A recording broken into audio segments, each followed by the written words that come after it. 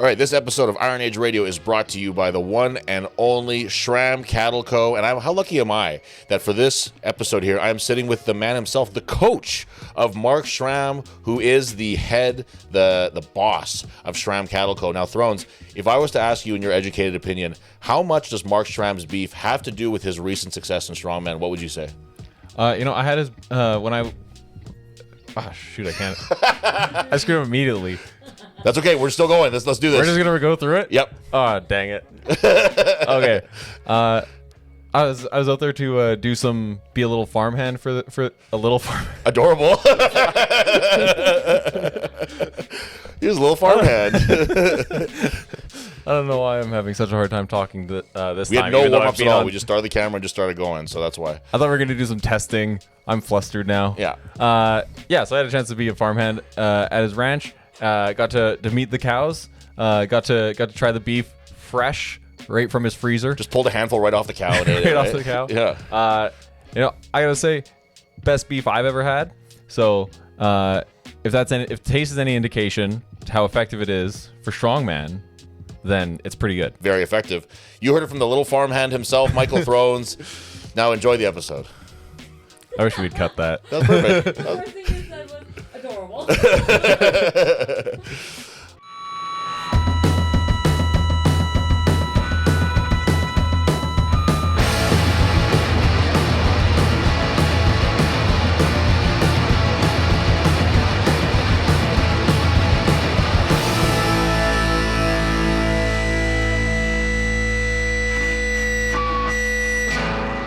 All right, here we are, episode 33 of Iron Age Radio, a very special Jian-less episode. She even forgot her microphone, so we can't hear her while she's sitting over there. Can't talk my shit. We are joined by someone of equal importance here to the Manitoba strongman scene, the one, the only, the biggest deadlift in Manitoba right now, Michael Thrones. Actually, Andrew took that title. Oh, with his fucking suit, though. So there's the biggest raw deadlift in Manitoba right now, Michael Thrones. Well, he beat me conventional on the elephant bar. And that was raw. Michael Thrones. Yay! Thanks for joining me here, Mike. I appreciate it. Yeah, happy to be here. So it's been quite a while since we've actually sat with you on the podcast here, because it's been kind of a restarting phase for me and Jian here, just doing it in the first place. Training's been going well for you, it seems like. Numbers have been going up. Well, I don't know. Not great. I just finished a cut. So never mind. We'll cut it right there then, I guess. So numbers aren't super high, but like I'm lost 20 pounds. Over 20 pounds. Now I'm gaining again. So 20 pounds down still, and that was in a 5-week cut. So what's coming up for your bulk? What's the number for you? Looking to get up to 250. Which is the heaviest you've ever been at this point? Heaviest I've been is 247.6, which is actually the morning of Deadlifts for Dreams. So nice. I went from 247, 248-ish, and then cut down, and I was consistently weighing in the morning 224. And I don't know if anybody is as like one of our listeners / viewers, if they notice with you when you're in these bulks versus cuts, a bulk for you is you get more jacked. Like you're not just getting fatter. Like it's the way some strongmen think of a bulk. You are, when you finish a bulk when you start to when you finish, like your shoulders are bigger, your chest is bigger, everything's exactly how you want it to look. Yeah, well, it's been like moving up two weight classes. Like I competed 205 at the end of 2023. Then it was over a year, and it was almost 2 years from October 2023 until September 2025 to go from 205 to 247. So that's like, it was 40 pounds in almost 100 weeks. Nice. So yeah, like half a pound a week. It's very, very slow progress, but yeah, don't want to keeps belly fat off though.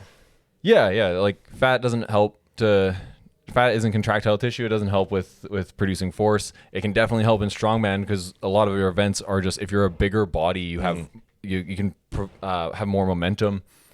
Truck pulls are an obvious one. Is that the most important event to have body weight for, do you think, the truck pull? Oh, there are some that, like with strongman, some events that can just throw you around. Like if anyone watches like Lucas Hatton and Alec Jose's podcast, Lucas was talking about the added duck walk into the power stairs, and he said adding a duck walk makes it a big man's event, and it makes sense. Like that weight is just like swinging around. If you're a larger body, you're just harder to push around. I've never really thought about that as being like a body weight event, but yeah, that does make a lot of sense actually. Like you think about being tall for it for sure, but being heavy would be equally important probably. Yeah, and then I think we'll get into the results later, but as a little bit of a preamble, I think we did see that a little bit because obviously the guys who are like really great at fitness still did well. Like Patty still had a great performance on the power stairs. He won, but like Mitch struggled a bit more. Like he won last year. He didn't finish this year. And Trey Mitchell was, I believe, second. I'd have to look at the results, but I think Trey Mitchell was second. And he's like one of the, maybe with Thor dropping out, he might have been the heaviest guy there. I think he would have been, yeah. We'll get to that a little bit later. We're getting ahead of ourselves. That's going to be the meat and potatoes of this episode is discussing the Rogue. But before we get to that, just because the strongman season ends, I don't want anybody to think that the work that the people behind the scenes are doing stops, because my man here, Thrones, you've been up to something for sure all of today, and maybe I would assume probably the last few days. What have you been up to? Yeah, so since Monday, it's been a bit slow at work.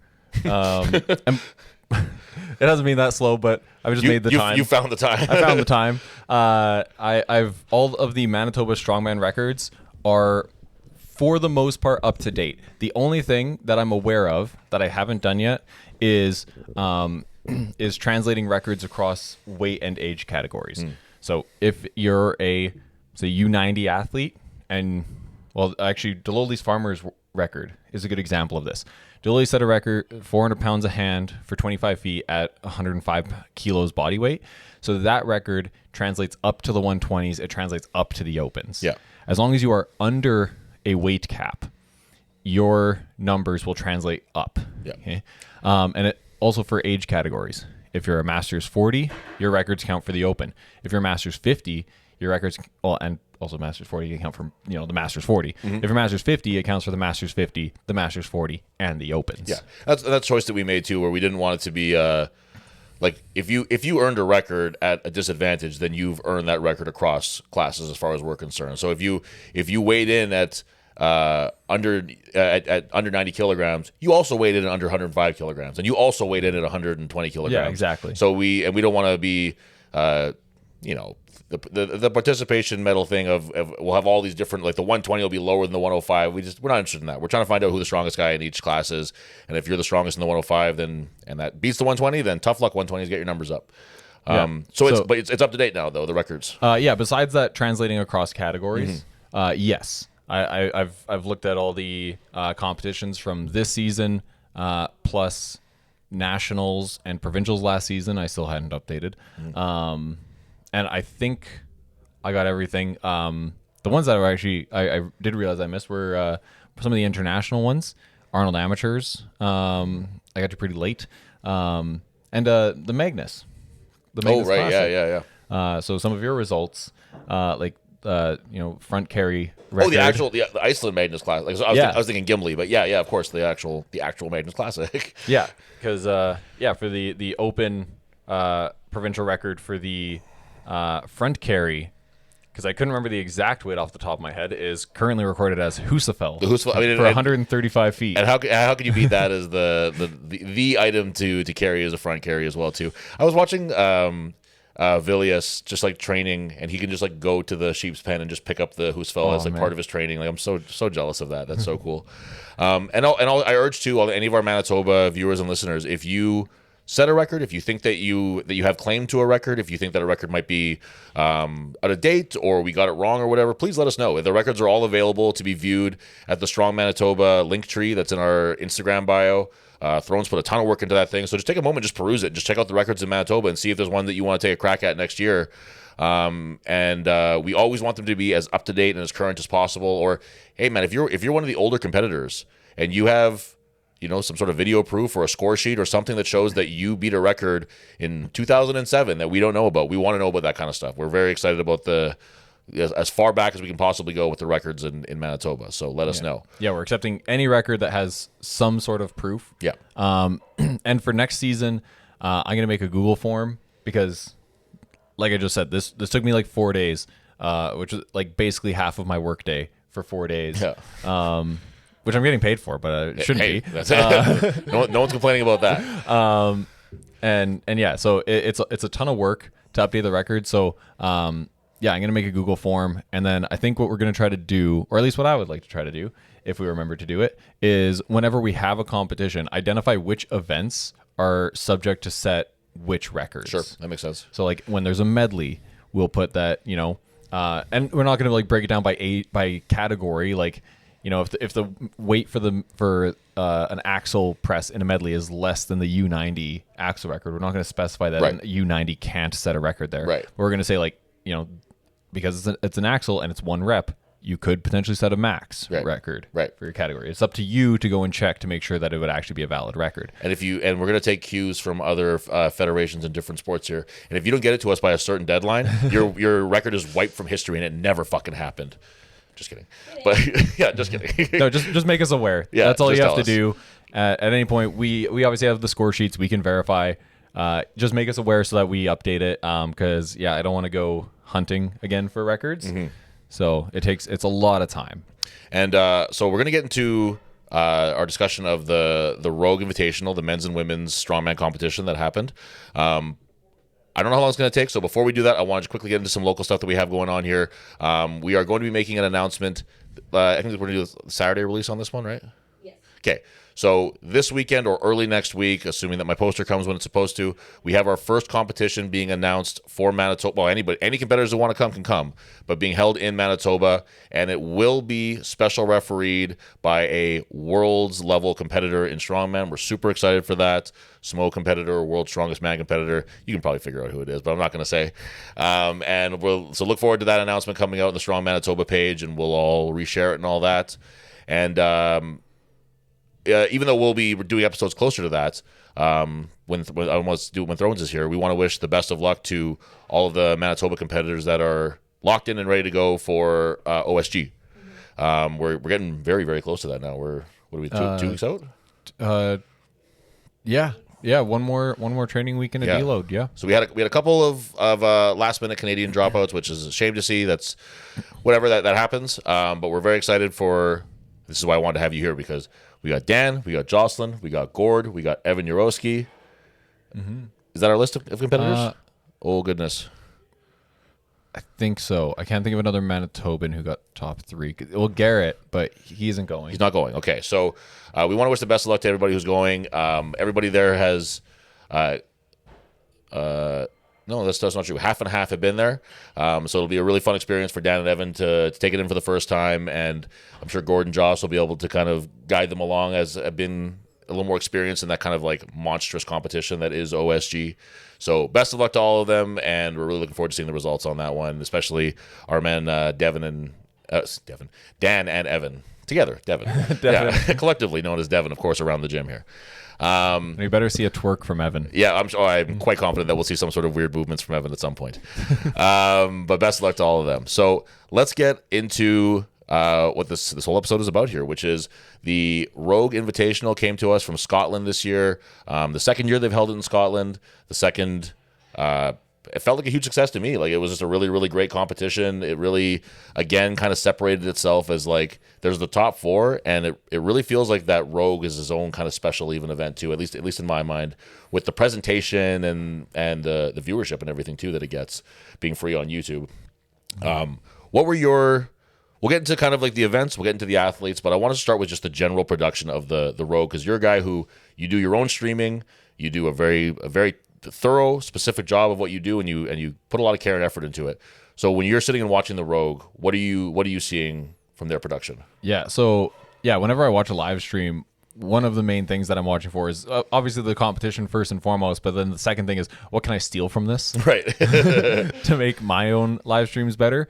And like, one is obviously like just some things that we can't replicate, the multiple camera angles, the cameras on the I don't know what they're called, but like on the wires, so they get like everywhere. Yeah, those like NFL style cameras where it's like they're on the wires going back and forth. Like, it's really amazing the money like they put into this. That's even a step above like Giants Live, which when you think of like, you know, Giants Live having shows in the same arenas year after year, a lot of times you would think that they would have like all the angles mapped out, and that, like, you know, they Rogue doing it once a year.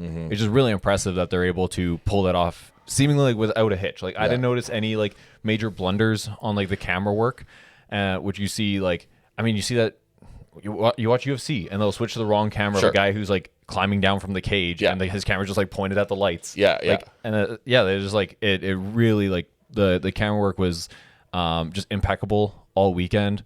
I thought the graphics, I liked that most of the graphics kind of like in between events, they had like the 3D style graphics this year. Which it was really neat with the athletes. It looked like UFC, like tail of the tape kind of stuff they were doing. Yeah, like, which was a really cool step up. I think I could make those in really, you think Adobe. so? Cool. Yeah, I think so. The same program that I used for the swipe transition. I mean, if you say you can do it, I believe you. Honestly, like I've gotten to that point now where I just put faith in you when it comes to that kind of stuff. The problem would be getting the data on there. Right. There are programs that you can do that. I tried to experiment with one. It was a massive headache. I gave up on it. So maybe I'll just have to revisit that now. Yeah. But I really love the specifically in the power the yoke escalator one, where they had the names on like the lanes. It looked like the Olympics. Like it looked like a swimming heats in the Olympics or whatever, where they had all the athletes' names and their flag and stuff. I thought that was really cool. Lane Campbell apparently he knows how to do that. He was talking to me about it. Oh, really? Neat. Yeah. So I don't know. We'll see. I don't know how many times we're ever going to really need to do that because we're only running 2 lanes at most. Right. Yeah. So I don't think it would necessarily have the same impact. Yeah. Definitely looks cool though. But it looks great on their thing, and like you said, like the graphics are really untouchable. It looks like it's an like ABC.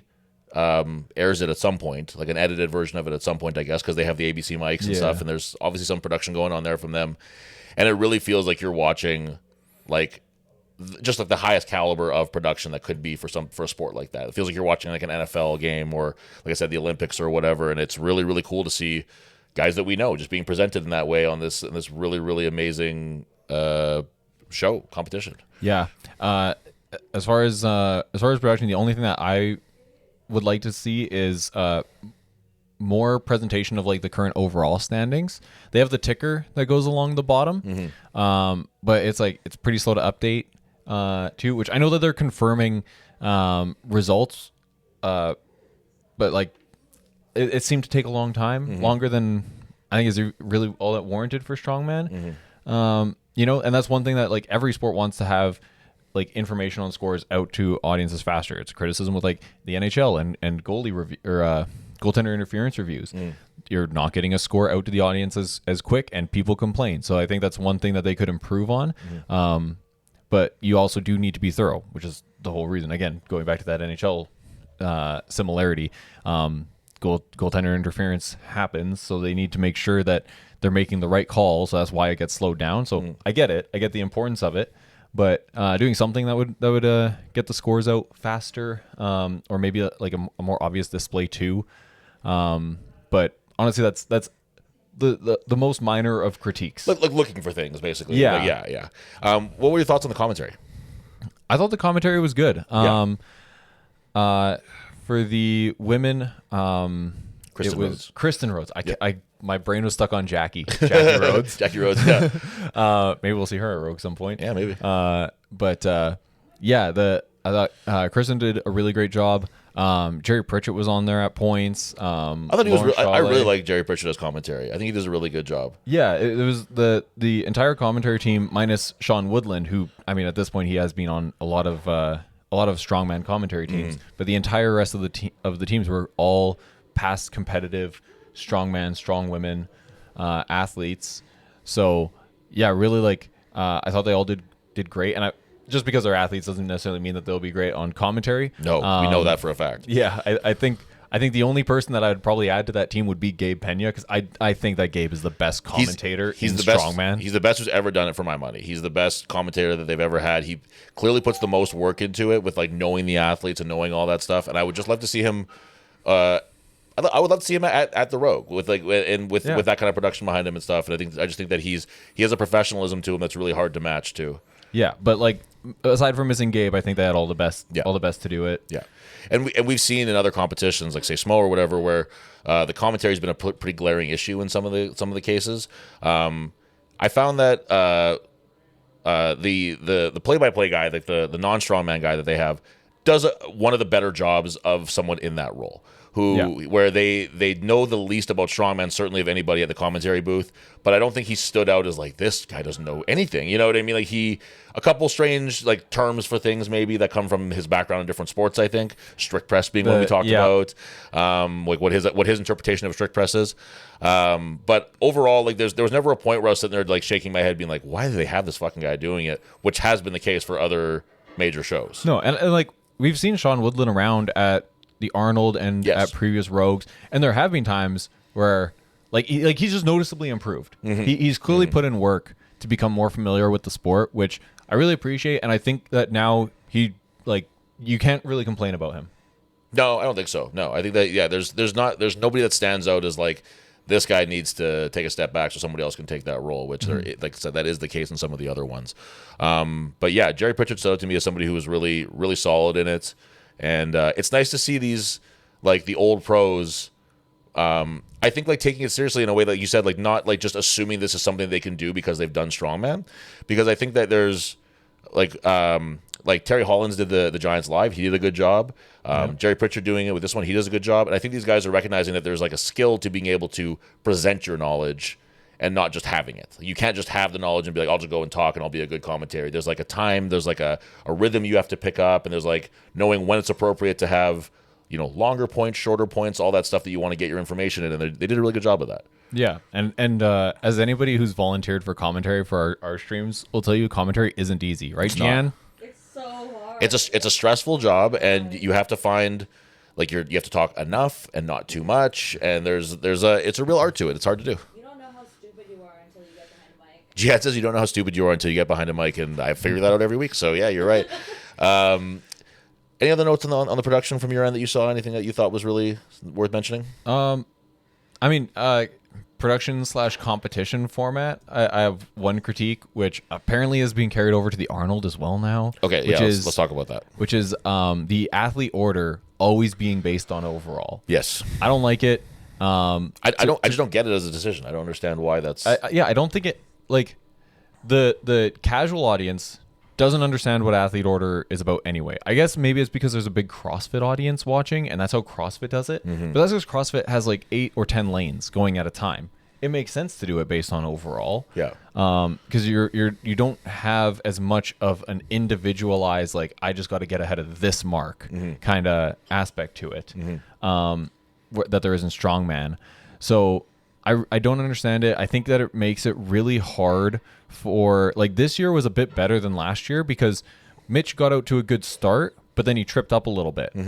He doesn't usually trip up. And then really watching the Rogue, it just seems like Mitch is just always uncatchable because he is that athlete who will just do what he needs to do to stay ahead. Once that ball's rolling, he just keeps it moving. Yeah, if he has a marker, he's going to hit that marker. Right. So I think it really kind of kills momentum. Kills momentum as a viewer, like a comeback momentum, I should say. It takes away an opportunity for excitement. And I was thinking of I was trying to think of other what this would look like in other sports. And I mean, I'm always going to do either a UFC or an NHL reference because those are the only two other sports that I really watch. But to me, it kind of feels like if you were only allowed to call for a timeout in hockey if you were winning. If the losing team isn't allowed to stop the winning team's momentum. Right. That's what it feels like. Yeah, that's an interesting way to put it, actually. Because it really favors the person in the lead, which obviously they should have advantages. They're doing good. But I think going event by event advantage in the order is perfectly fine. If you're already a good athlete, you tend to be coming out later anyway. Right. You already have the advantage over most of it, but it does leave that opportunity for another athlete to make a comeback. And I don't like rule changes when this is what we understand the sport to be. Like it would be, to compare it to, again, like say hockey, be like, okay, instead of having 3 periods, we're going to have 2 halves. It's like that's not how we understand the rules of this to work. That we know that if you win an event, the next event you go last. That's the way it's been since the first World's Strongest Man. Why are we changing that now? Like, why is that? Like, that's a fundamental part of the rule system that we all understand. And when the goal of this is to attract more people and get more viewership, and that's why they put it for free on YouTube. And then all of a sudden, someone watches this set of rules, and then they watch a different competition. There's a different set of rules. It's just adding unnecessary, mess to the whole thing. Noise, I guess, where it just doesn't seem necessary. It takes the drama away. Jian says it takes the drama away, and Yeah. I would agree with that. That's what we talked about last year with where when Mitch gets rolling, he's just really unstoppable in that way. And this year was at least a little more exciting in that manner. But I do agree with that. So to get a little bit into the actual events here, we started off with it was always the women and the men. That was the order, and you have the women there pulled up, I believe. Yeah, I I got do. the men. So we started off with the 18-inch deadlift. To be honest, kind of a bust of an event. I think, at least in my perspective, it just didn't do much for me. What were your thoughts on it? I was more intrigued with the women's 18-inch deadlift. Yeah. Like it was more compelling in my mind. Like nobody was out super early and nobody was out super late, and there were very few ties. Like everyone was kind of right in the pack. Nobody really took many risks. Like I think it was Rebecca Roberts she took a 25-pound jump and then she took a 50-pound jump. So like that was probably the biggest risk of the entire competition. But like Rebecca, at least in the past, has very clearly had like the strength to do those deadlifts and even heavier. I remember when Lucy was still gunning to be the first woman to 700, Rebecca wanted to be in the same World Deadlift Championships. And I don't know exactly what's gone on with her deadlift. All of her other events, she seems to be just as good as ever, but her deadlift has seemed to have taken a hit in the last couple of years. So that didn't even feel like that big of a risk either. Kind of maybe just like a confidence thing. After the first one, she wasn't sure. She hit the second one and it moved better than she thought it would with a 25-pound jump. So then she realized like, okay, yeah, I can do a 50-pound jump. Right. It didn't feel like a risk. It felt a bit more calculated. Sure. So yeah, other than that, it was basically just everyone, one-upping whoever kind of came out right before them, Yeah. So And surprising results. If we're looking at the men's side, I think the women's side kind of showed this too, is that, I think people maybe expected with an 18-inch deadlift we were going to see like these like really, really high numbers. But really we saw, in some cases, less than what they would pull on just a standard bar off the ground, a deadlift bar off the ground. And like a few of the women got to the fabled John Paul axle bar that at the end, but only Thor used that for the men. And then for him to not get it, it was kind of just like, well, just kind of like a bit anticlimactic. I would have liked to have seen anybody go over 1,000 pounds to use that one. That would have kind of made sense to me with the history of that bar. That's what John Paul pulled on it, so it just kind of made sense to me. But I'm glad that women got to take a crack at it. It looked amazing. Like the setup was really, really cool. In very standard Rogue fashion. Everything is super aesthetic. Everything looks amazing. Everything is brand new. The contrast of like the wood with the turf, with the black, with the white, like everything looks super sharp in contrast. It looks really, really good. And the wagon wheel deadlift looked awesome, but it just didn't get the action that I would like to have seen for that one. Yeah. All right. The most surprising result for me was Jennifer Lyle actually like missing her first attempt due to the strap slipping. Came back out, smoked it on her next try, which I think she got it like basically to her hips like 3 times in that first try. Smoked it. Came after she came back out. I don't know if she switched straps or maybe set her straps differently. I think that there is a better way to set straps. If you're doing like an 18-inch deadlift, you have all the time in the world to set up your straps with figure sixes. Because that's mostly what we saw with the women. Like most of the women could have deadlifted more. They were just losing their grip. Yeah. So, it'd probably be better for like a video demonstration. But you can instead of just wrapping your strap around twice normally same direction, you wrap it around once, and on the second time around, you feed it through. So the wrap cinches onto itself, or strap cinches onto itself. I think if you're doing an 18-inch deadlift, like I personally hate sitting in the bottom of a deadlift and setting up my straps. That's why I use the VersaGrip style straps, because it's a quick setup. To me, it's more similar to how I'm setting up when I use hook grip, which is catching on now too. Those VersaGrips. Yeah, as they should. We're seeing the smart guys using them now, as they should. Yeah. Luke, even on the axle, Lucas Haddon at no America's problem with Strongest them Man. at all. Yeah. But yeah, so but like with an 18-inch, it's not even if you don't like sitting in the bottom, like it's an elevated deadlift, like it's not. You're just it's basically not that big standing of a there. deal. Yeah. So yeah, just like if you feed the strap, the second loop underneath the first loop, like it's gonna cinch down, like it'll hold way better.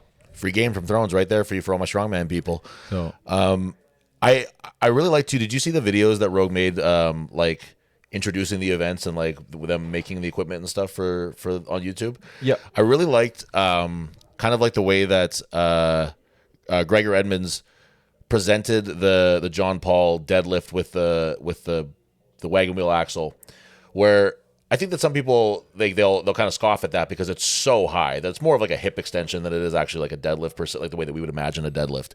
But I like the way that he said it, where it was like that early World's Strongest Man stuff was just about lifting things that people could look at and be like, man, that is really heavy. And it didn't really need to be thought of as like a deadlift per se. They called it a deadlift, but it was a square axle with straps. It was just picking. It was almost more like a backlift, like akin to a backlift than an actual deadlift. And I think that if you can kind of present it that way, where it's like, don't think of it as like a a deadlift in the way that an 18 or a 15 or even a 9 is. It's just a really, really heavy thing that he's picking up and looking like, look at, I can fucking pick this thing up. And I really thought that was a neat way to present it so that you can get some of the purists of deadlifting kind of off your back about that one. Yeah. I think like harkening back to some of those older ones where it was like a bit less standardized, I really love that. And to be honest, I even if they brought back the square, I thought that was like the across, Saxon like, style. Yeah, I thought that would have been cool too. Yeah. When they showed making it, that's kind of what I anticipated it to be. I could have watched that video all day too. By the way, them like bending the wood and making the wheels and stuff, like that was such a great video. I really enjoyed that. Yeah. So getting back to like overall results, as we had Lucy Underdown took the win for the women, which was fully expected, and also kind of to be expected. Some of our lighter athletes like Sam Beliveau, Melissa Peacock, they were towards the bottom, so not off to a great start for our Canadians. No. But for the most part, I think it was pretty much as you would expect. Jennifer Lyle, Andrea Thompson, Lucy Underdown, top 3 in that event. Hannah Lindsay would probably be the biggest surprise. I would say she was a surprise across the entire competition. She competed for about maybe like the better part of 2 years.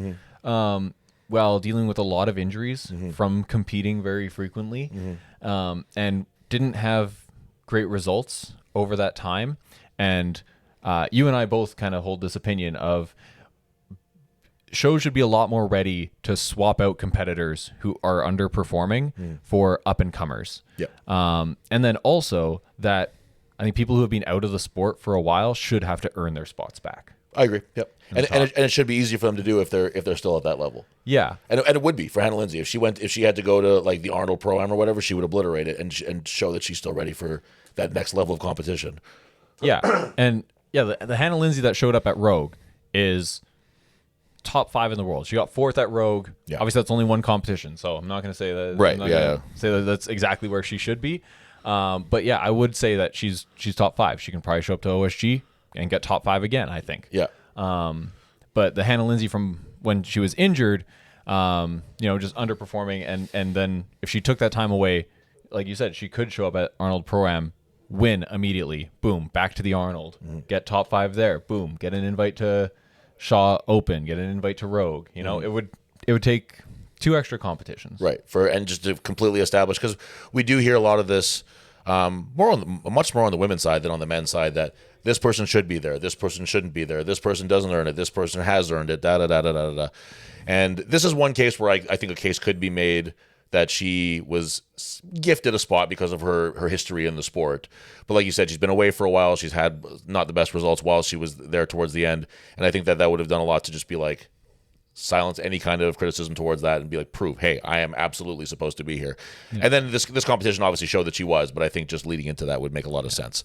On the men's side for the deadlift, Hooper winning, not a really huge shock there, but when we had some big deadlifters here, like it turned out well for Trey Mitchell, where it could have been an issue with that axle and not being allowed any kind of figure eights on this one. We've seen that be a problem for him in the past. Well, I think he just planned accordingly, which is good. I think strongmen are really bad at that. planning ahead of things, yeah. Yeah. I expected almost across the board on the men's side, I kind of expected numbers to be about 50 to 100 pounds higher than what everyone kind of ended up at. Hooper probably performed to expectation the closest, I think. I would have expected 500 kilos from him. He was just about there. But yeah, Trey, I thought would probably open too heavy and then miss at least one lift due to his strap slipping. But he actually didn't. He was he didn't have any issues with grip. Nope. So I think but he also finished about 100 pounds less than I expected him to. He finished at 950. Yeah. Yeah. So, I thought, or no, Or 440. 975. So, yeah. So I thought that he would, I thought he would miss one due to grip somewhere over 1,000 pounds. He didn't even try one over 1,000 pounds. Probably just anticipated that grip would be an issue if he went too heavy. Mm-hmm. Maybe also saw where other guys were opening up at. Yeah. And just knew that he just needed to get some points. Yep. Just made smart choices. Yeah. And that's I can't say that for sure because we didn't actually see his grip fail. So I can't say that it was due to grip, but I think that's what happened. And then we know Trey is a better deadlifter than 975. for sure. And not seeing it is kind of what makes me think that you're probably right about that, is that it seemed like a deliberate choice. Event 2. Sorry, anything more on the 18-inch before we move on? No, not really. Okay. Event 2, the Viking press. The people who won this one really won this one, especially on the women's side. And that is just like blowing this one out of the water. Which if we've seen her training, it was pretty much to be expected. Her training is outrageous with Viking press specifically, any overhead movement, but Viking press specifically she seems to doing overcomp weight for over. I don't know if you guys can hear Jian, but overcomp weight for double digits. She's just a freak when it comes to that. And Trey Mitchell, I think I had him winning that one too. Like, that's not a huge surprise there. Monster shoulders and not having to clean makes it a lot easier for him. Yeah. 22 reps for Trey. And what was it for? I think it was 20 for Inez. Yeah. And I like, obviously they're super close. But like the difference from the rest of the field, like Inez's is crazy. There was in total 4 women who got double digits, so just under half of the field. Inez, like she got 20. Angelica and Andrea actually got 18, which is also phenomenal results. Mm-hmm. But like on the men's side, it was all but 2 got double digits. Yep. So, just Patty and Reno didn't get that. Yeah. So This was my first time seeing Andrea Thompson push press. Yeah. She's Andrea Thompson's more of a strict presser but yeah, she was. It was sorry. What was her? So I was just saying, like, I think like Inez's had the performance on the Viking press for me. Yeah, both were incredible between her and Trey. But yeah, she just like really seems untouchable on virtually any press right now. It looked like a toy, like except she for was circus, I guess. Yeah, Sam's right there with that, but she was just absolutely manhandling it. It was crazy to see. Didn't see the best results from Patty. Was kind of to be expected. That's not going to be his strong suit of that one. Although, you would hope that maybe like a lighter for reps event, he might be like a little better off than say like a really heavy log or something like that. But just didn't really click for him that one. And this was like Reno was fine in the deadlift. He was kind of like that where everyone else was with that one. And then this is where you kind of started to see that this might not be his weekend. Didn't really click on that on the Viking press for him. 8 reps wasn't like horrible. Don't get me wrong. There was, the next one was 11, so it wasn't like it was like way, way out of the field. But it was, and you kind of, I felt you kind of start to see in Reno a little bit of like he wasn't fired up, I guess, is the simplest way that I can put it. Yeah, but we also don't know how he is at competitions. Yeah. Like I've heard from watching other athletes who are at Worlds saying that Reno is just super laid back. But we haven't seen Worlds. Yeah, right? we still haven't seen the one where he won yet. So we don't know exactly how he tends to be at competitions. But like, we'll get into the actual stone results later. But watching it here at the gym, and I don't remember who mentioned it, but somebody said that Reno just like seemed like he didn't care anymore standing on the start square that they had to be on for the stones, and then he just took off. Yeah. When the bell or the whistle went, not a whistle, the beep. The beep goes. When the beep went, the clock beeps or whatever. He just took off and he absolutely smoked that stone run. Yeah, and not being known as like a great stone lifter, like he's a good stone lifter, but so. I think he might just be laid back, which I identify with. I'm like that. Yeah, when you go up, you're not like an angry lifter. You're not like a particularly fired up guy, but you are smiling normally. Yes. Yeah. So Viking press was pretty straightforward, I think. Did you have any thoughts on the men going at the same time as the women? I didn't like. I didn't have any issues with it, I should say. I thought it was fine. Like when.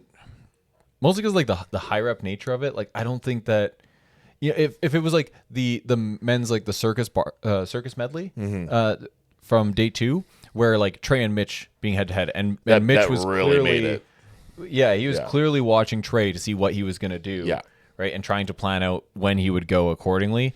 But when you're getting 18, 20 reps on a Viking press, you're not counting your the person you're head to head with reps. True. So if it was a heavier Viking, I would maybe say that they should put them head to head so that there's a bit more gamesmanship to it.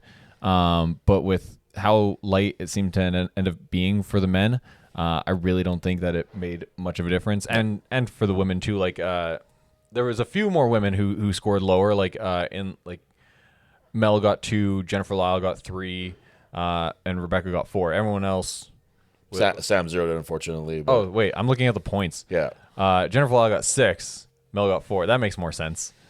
Yeah, so like once you're getting to hitting 8-9 reps, like I don't think you're paying attention to your That's opposition that's at probably that point true, anyway. Yeah. Yep. And those Viking presses look great though too. They did, and they're made by Jerry Pritchett. Jerry Pritchett, the man himself, made them. I also enjoyed that video of him just being a fucking cool guy with the welding and the heavy machinery stuff. That was sick. Hey, he looked great at the road. Like He looks like a new man. he looked like 5 years younger. Yeah, he's lost a ton of weight. He's obviously changed the direction of like what his lifting is and stuff now. But he looks fantastic. The best thing you can do for your health is getting out of stop strong, high level strongman. Absolutely, yeah. Just go to the gym to lift weights instead of to move the most weight possible, and you'll look better. Yoke escalator was the last event of the first day. So we talked about this before. My kind of issue with this one is that with the CrossFit in between the strongman, we wait a long time to watch the events. And for this yoke escalator, it just went so fast because it was five. There was a shorter person, but it was five people running twice, and it was like it went so quickly, which I'm sure is by design. They probably want something they can go really fast if they need to keep the day moving or whatever. But I think I'd like to see this go down to 3s on this one. I think that like it's exciting. I like seeing the 5 people going at the same time and watching that as a real race. It feels like an Olympic heat or something when you're watching it that way. But just for the sake of just enjoying watching the program, I think I'd like to see it cut down a little bit. Yeah, and to me, this is the event of the weekend. Yeah. For me, like I was the most invested. Like it had a bit of a longer time, which did kind of help with that getting like time to get bought into the event. Not like at the Worlds, in the mid 2010s where they'd always start off with that frame, Yes. and they would have like 5 and 5, but it's literally like Kielishkowski would run there and back in like 11 seconds. Yeah. And like I didn't even have time to get interested in what was happening. Right. So I did like the higher time cap did give time for that. For it seemed like it was definitely a heavier event for the men relative to what they're capable of because all of the women finished. Yeah. And only 4. Yeah, looking at this list here, only Trey, Tom Stoltman, Tom Evans, and Patty, who crushed it. Patty, like absolutely, his time is incredible. Looking at the other guys who finished, It makes no sense. he's an athlete, but that was a heavy. It was you can't put that on like, oh well, he's a cardio guy. That was a cardio event. That was a heavy fucking event. Yeah, that was a very very just hard event, and we saw that with Hooper, who looked more human there than I've ever seen him look. It was like he just got stuck, and he didn't quit. He never stopped trying that. That he tried going backwards, and he tried all kinds of crazy shit with that for that last couple steps. he didn't try to Zercher it though. He did not try to Zercher it. Jian, you should have been there trying to coach him. Yeah, no, he would listen to me. Yeah, but it was really kind of crazy to see that where it's like it was the hardest that I've ever seen Mitch Hooper have to try, Especially on a moving event. and to see him not end up getting it was kind of surreal. It's just not something that you see when you're watching strongman. But Trey finishing it too tells you that it's not just a conditioning event, because I don't think that anybody would say that Trey is like a cardio monster. But he finished that because he's just ungodly strong and was able to move those implements. You even saw with the duck walk, he wasn't duck walking it. He was just plopping it, and then he'd walk over, and he'd plop it, and he'd walk over to it, at least for the last one. I thought it was a great event. I thought it was insanely grueling. I imagine the guys who were doing it weren't having a ton of fun while they were doing it.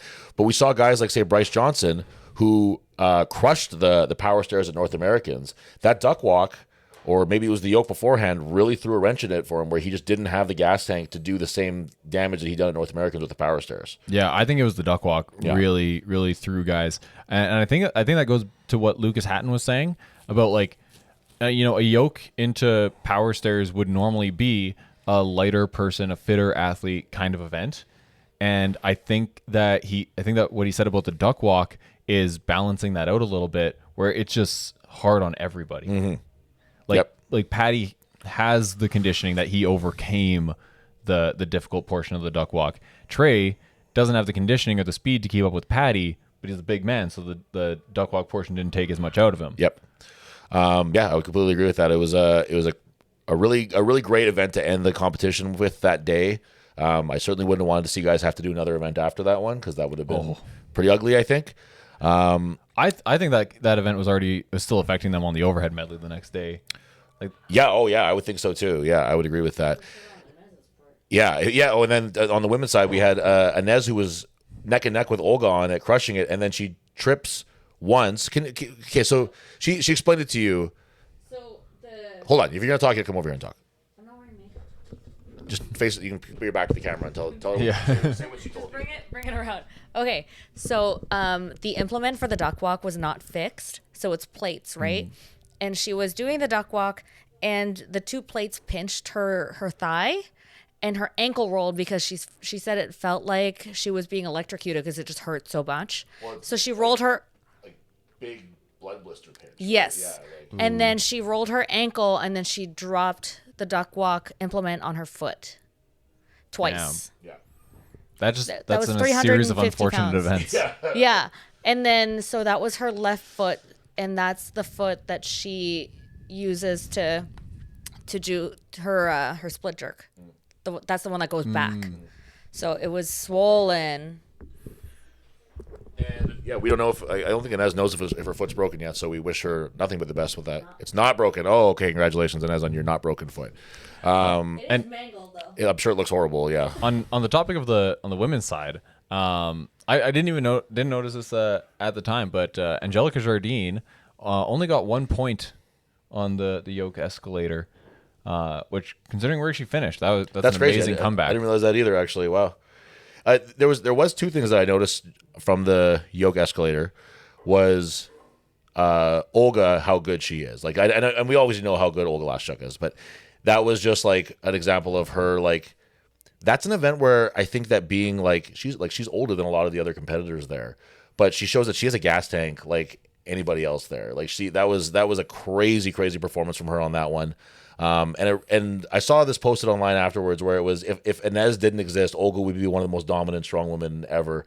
And it's so true that she's just like in this period right now where she's been doing this for so long, and she's only gotten better. Like, she's better now than she's ever been. And she just happens to have this absolute monster in front of her right now in Inez Carrasquillo.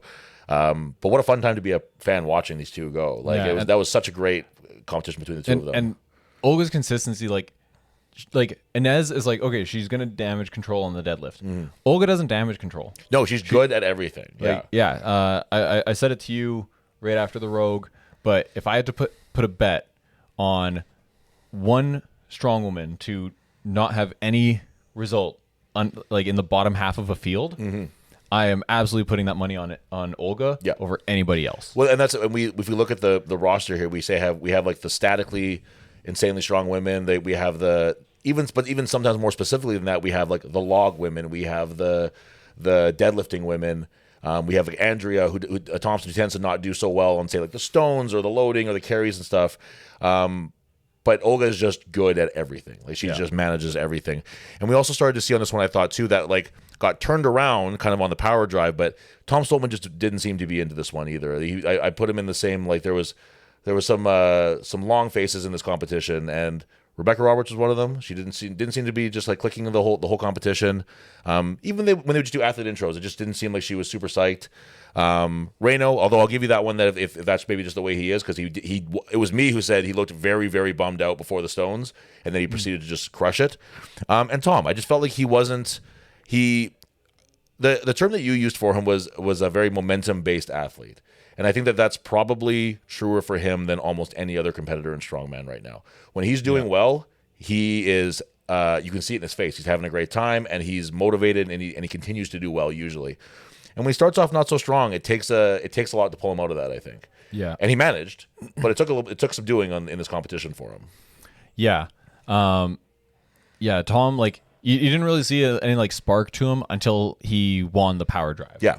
Like, and being that it was, it was in Aberdeen, it was in Scotland, I'm sure a lot of them were there to see Tom, which I'm not saying that he owes them anything.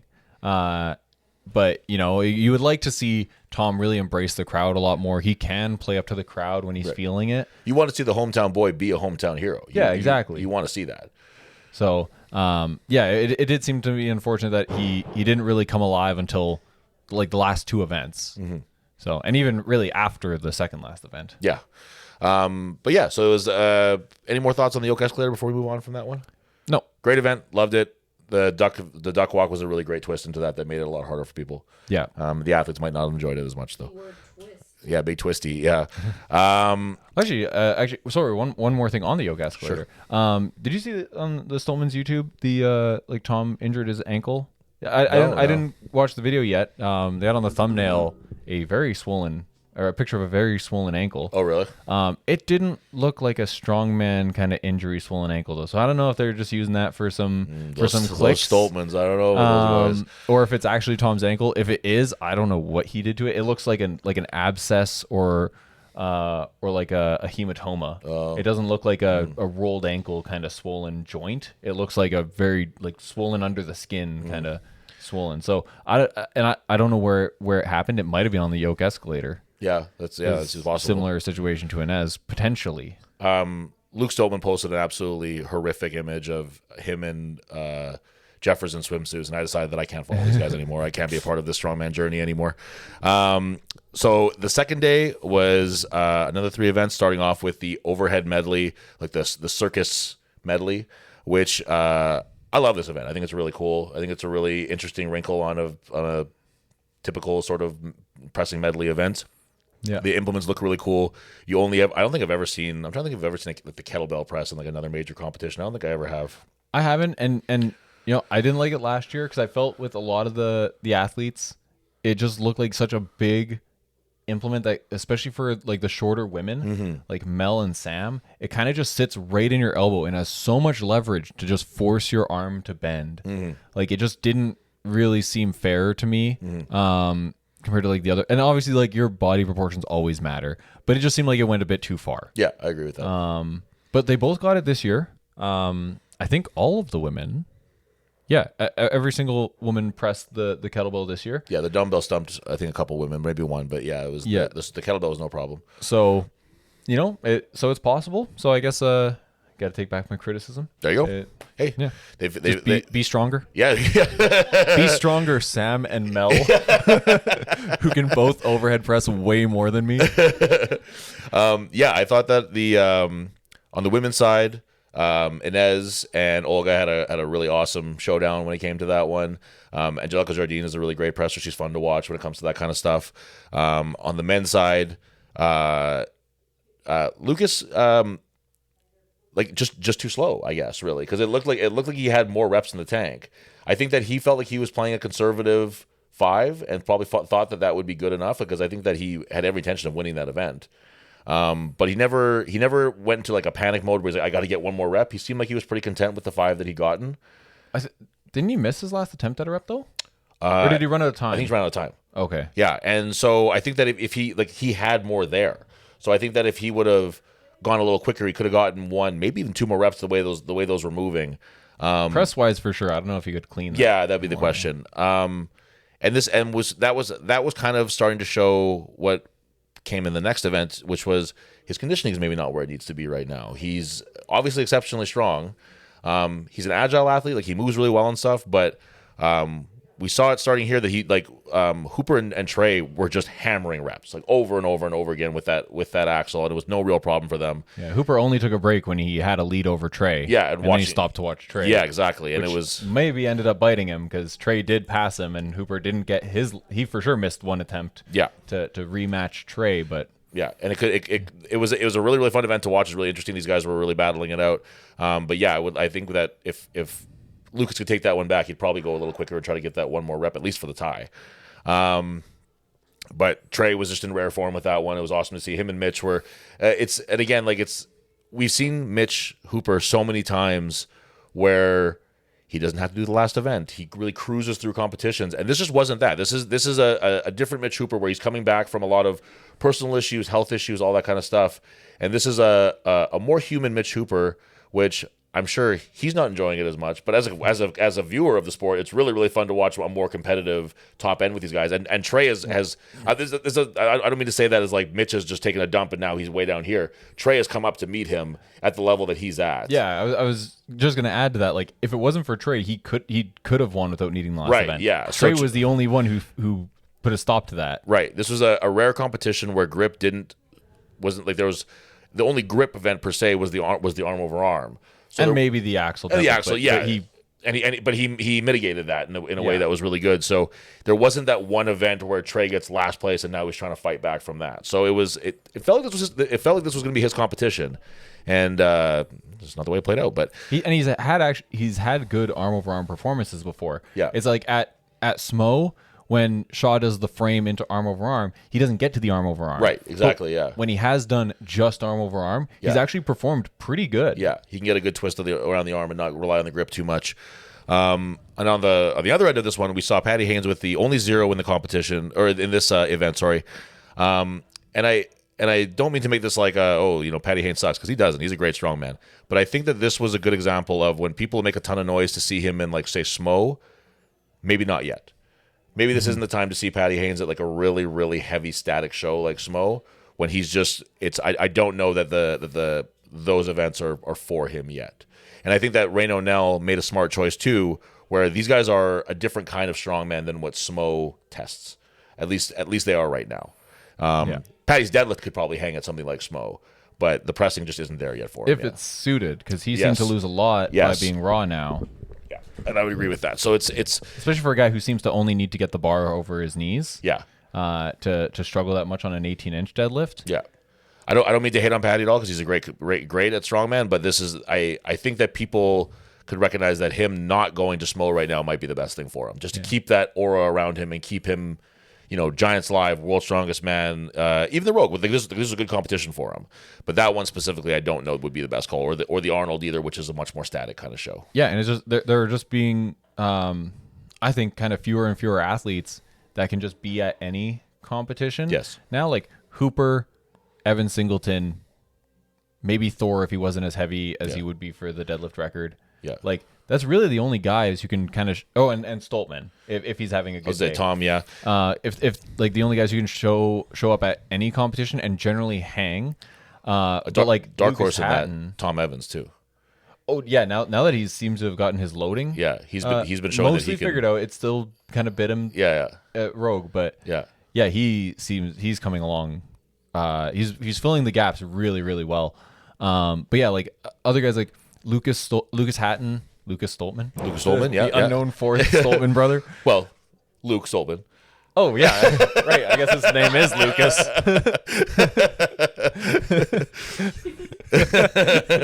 That's okay. We've been talking for a while here.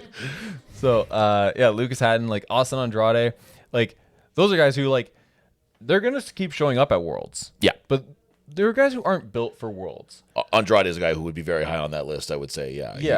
I'd even argue they're not all that built for Rogue. Like Arnold's, Smo.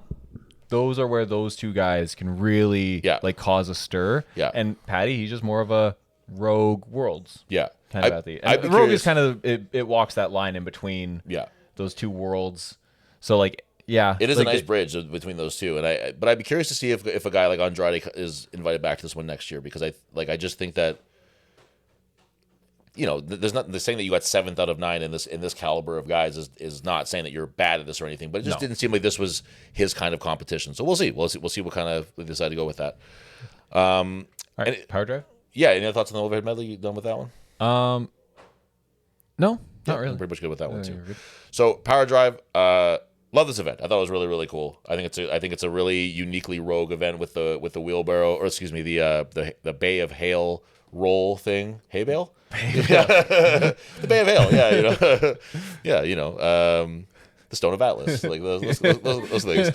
But I think that's a really cool event, and we saw people who had experience with this event pull out some pretty cool stuff with this one too. And I don't know if you're thinking what I'm thinking on this one, but Angelica Jardine was really, really awesome to see with her push to belly technique that she had. Yeah, just like never let it roll back. Yeah. Always kept it moving in one direction. Yeah. I wish that there was like some sort of like split times that they kept. I'd like to see official split times because I was trying to just like get the unofficial, like look at the clock and tell. I'm confident that she was the fastest of all the strong women on the power drive cylinder thing itself. Yeah. But I would like to. I wish they did split times. And I think that there's people. I don't know so much. Maybe a couple on the women's side, but on the men's side, who would have looked at that and been like, "Damn, that's probably what I should be doing." Because like that has Trey Mitchell all over it. Lucas Hatton too. Austin Andrade. Yeah, Andrade. These are all guys that they could be utilizing their big midsections instead of it being a hindrance in an event like this, where it's their motor tends to go a little faster. She was also using her football background. Yeah, right. So she has a football background and Oh, I didn't know that. Yeah. But Andrade has a football background. Thomas Evans played in the NFL. Yeah. No, Angelica's better, I guess. But it was, I really liked seeing that. And I liked seeing people have an approach, have a plan. We saw different kind of methods of attack on this one, but I don't think that anybody really bombed it. I shouldn't say bombed it, but like say like last year when they did it, there's people who were like, "What? I can't figure this out at first," and then maybe after a few tries they kind of got it. I feel like everybody kind of went into this with a plan that worked for them for the most part, whether it was the fastest or not, but it all kind of worked. Yeah, I think like the two main techniques we saw was the hand over hand, like one hand pushing always at one time or at a time, versus the two-handed push and kind of let it set, not let it settle, but like have it roll back a little bit while you reset. Yeah. Angelica was the only one who came up with something completely unique, which seemed to work wonderfully. And yeah, I was watching it. I'm curious to know how much the athletes can see of what's happening on the field when they're waiting to go, because that was a technique that like a guy who's really cerebral like Lucas Hatton, I expected him to see that. Like it seems like a fairly simple technique. Like I don't know, maybe you could trip yourself up with like not planting your feet right. Yeah. Because it's going to be pushing up against your body, so you won't be able to lean as much into it. So like maybe there is some things to consider there as far as technique, but it seems like a pretty intuitive technique to use. So a guy like Lucas, who I know that he would be watching competitors if he can, and seeing what they do. Maybe a rogue, they don't have any way to do that Behind a curtain somewhere and not seeing it. Yeah. It was and well, you'd think so, right? And Lucas is a guy too, where he said he's one of the more, I think, cerebral athletes in strongman today, and he's also an athlete. Like he can pick something up pretty quickly. I think so. If he saw that, it probably wouldn't be a huge challenge for him to watch her do it for a few reps of it and be like, okay, I think I kind of have that down. But maybe he's also a smart enough guy to be like, this isn't the time to try something like that. Like who knows? But although, like what did he try with before? Like good point. Yeah, good point. Yeah. Did he already? I don't think he already had like a technique that he had built up with like weeks of training before. Because who has one of those besides Trey with an actual bale Trey, of hay? A hay of bale. And the hay of was it bale of hay? The bale of hay. The bale of hay. Yeah. And speaking of Lucas, not a strong event from this one. He finished the power drive push, although it didn't look super easy for him. And then the arm over arm just crushed him. It just wasn't there for him. And we saw something from him that we I'm trying to think if we've seen it before, where he just stopped. Like he was just done, and he couldn't do it anymore. I think he had given it a pull and just like didn't move it. Yeah. And he just knew. Yeah. Like I'm not going to get anything else by just trying this over and over. Yeah, and I'm trying to think of another event where we've seen that, where he's just like, I just don't have it in me anymore, and it doesn't happen very often with him. The power, which one? He finished that one. He finished it. Are you sure? I think so. He finished it because he finished it 2 back from Evan Power Stair, Singleton. strongest man on earth. In case you didn't hear that, I'm not sure what the listeners can hear from Jian over there with her little tiny mouse voice. It was Bryce Johnson got him between him and Evan, and then that's how Evan won. Oh. Yeah, pipe down over there. Okay, well, good to know. Anyway, but yeah, it was like I said, he was pretty crushed after that one. So and then we know that him and his coach Alec are going to take something like that and be like, how are we going to improve this for next time? Because that's just you don't see him make the same mistake twice. Yeah, I think we're going to see a very different Lucas next year. I know he already put a ton of work into his arm over arm. Yeah. I think it was the conditioning. Yeah. That was getting into, and the conditioning in the sense of like a conditioning heavy show that is also on back-to-back days. Sure. Like he was obviously struggling during the event. I think when you're better conditioned, you also recover better between events. So I think that was probably also affecting him at this point. So yeah, but they're gonna take that information and they're gonna fix it. Yeah. I'm not gonna say that he's gonna come out and be Patty Haynes next year. No, but changes will be made. Yeah. Yeah. Any more thoughts on the power drive before we move on from that one? The call on Reno. Yeah. This is one thing. So okay, so yes, rules are rules, and the athletes were told the rules. There wasn't a wrong call made. The athletes were told it needed to be the entire cylinder they're pushing needed to be in this little red box that it looked like it maybe had 2 feet on either side of wiggle room. And the cylinder, it's on a rubber surface. Like you don't even have all of that opportunity to be able to turn it without literally like lifting one side and turning it. So I feel like it would be hard to, like, if you watched it back, maybe he hit it on one side, managed to turn it like right at the start or something. Yeah. A little bit. But I kind of feel like it's a small enough margin that it could have just come down to how the volunteers reset it. Just put it back. Actually, I shouldn't even say volunteers. I don't know if they were volunteers. They might have got paid. The workers. The workers. Yeah. The crew. Yeah. How they reset it. And so I can't even. I kind of have a feeling it might not have even been Reno's fault. And I'm not saying for sure that it wasn't. See, and my thing with that is It's that just such a small margin that it's very plausible. I hate rules that don't prove who's stronger. I hate rules that are like where we've set this, like obviously you cross the line to get across something, but it doesn't prove anybody is stronger by keeping it inside of this box in my mind. Or if it's a safety thing. If you're on a stage, Of like course. at the Arnolds, they always have the rule about dropping it on the pad. Yeah. They're on a stage, they can cause damage Right. to the infrastructure. Right. It's heavy weights. So that makes sense too. It sucks that you have to make those concessions. But you do. Yeah. And it just doesn't strike me as like once you cross the line, it doesn't really matter where you are like laterally. It just doesn't make a difference in terms of testing people's strength. So Kinda that. Oh, sorry. No. I kind of like that at Smo, where Tristan's yoke ended up like at a massive angle. Right. But they said the mid portion of the yoke was across the line. Right. Even though it was supposed to be the middle portion when measured from the side, 'cause I think it was like the laser timer. Yep. How it functioned, but he got the midpoint of the entire yoke, not just that side of the yoke, Right. over the line. Yeah. So they took it. Yeah. They could have said, well, no, this is how laser functions. I don't know how they worded it exactly in the rules, but like if they had said that, it would have been a very similar situation, with like, yeah, it sucks, but rules are rules. Yeah, of course. We would have been saying that about Tristan's yoke Right. run, but they kind of took they however it was worded, they prioritized just he got half the yoke over the line. Yeah. It's like you said, sometimes those work in people's favor and sometimes they don't. This is I hope it's a change that they make because it just doesn't seem like a necessary. It seems like a very arbitrary thing to add to an otherwise very exciting event that would have seen Reno do really well. He still did really well. Yeah, He yeah. lost about 12 seconds. Yeah. They even said that it was 12 seconds on the commentary afterwards, and he still got third. Yep. Yeah, third. And yeah, he would. Oh. Yep. Actually, wait. Yep. 8 points. Okay. 10, Yeah. 9. Sorry. Yep. Yeah, he still got third. But he would have, without the 12 seconds that he lost, he would have been ahead of Mitch Hooper. Yeah.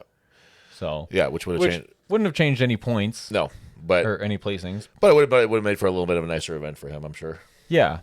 And so if we're talking about that event, to go back a little ways here to the event before. Oh, right. So that was not a bad call by the referee. That was a rule that maybe doesn't need to be there or whatever. But that was actually a good call by the referee for seeing. You can criticize rules without criticizing calls. Absolutely. There you go. But on the other hand, You can also criticize calls. yeah, that are not really following the rules. And we saw 3 really egregious bad down commands in the overhead medley. And it's just this is happening too much at these big shows. We're seeing these bad calls happening just too much. And always on overhead.